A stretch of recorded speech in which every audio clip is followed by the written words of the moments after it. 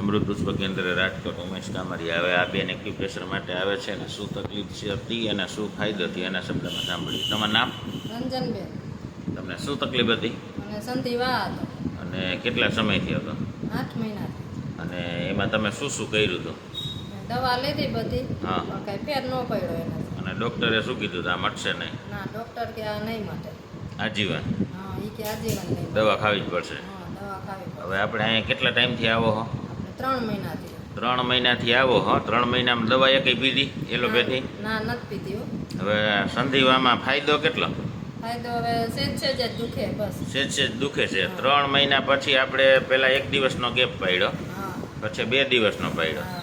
અત્યારે આ 2 દિવસનો ગેપ પાડીને ત્રીજા દિવસે આવ્યા ને? હા. હવે 3 દિવસનો ગેપ પડશે ને ચોથા દિવસે આવવાનું. રેડી? હા. પણ આ ગેપ પાડ્યા તો દુખાવો નથી ને? ના ના. બધું કામ કરી શકો, બધું કમ્પ્લીટ.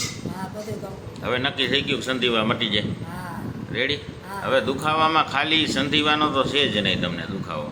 ખાલી પેનીમાં દુખાવો છે. હા. પેનીમાં જે બધાયને દુખાવો હોય ને એ હા. પેનીમાં, બાકી તો ક્યાંય નથી ને? ના, બાકી ક્યાંય નથી. કમ્પ્લીટ. હા, કમ્પ્લીટ. બીજાને શું કહેવા માગો? બીજાને હું એમ કહું અહીંયા આવે, બીજે ક્યાંય ન જાવ. તમને ફાયદો થયો એટલે કયો હે ને? હા, મને ફાયદો થયો. હવે પહેલાં બીક લાગતી હતી ને, સંધિવા ડૉક્ટરે કીધું હતું મટશે જ નહીં. હા, ડૉક્ટર એમ જ કીધું હતું નહીં માટે એમ.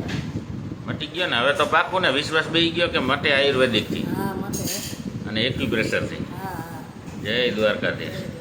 હવે આપણે આવવાનું કેટલા દિવસે? હવે ચોથે દિવસે. ચોથે દિવસે. 3 દિવસનો ગેપ. હવે દર વખતે 1 દિવસ વધારતા જવું, બરાબર? હા. અને દુખાવો ન થાય ને? ગેપ પાડ્યો તો. ના થાય, ના. જય દ્વારકાધીશ.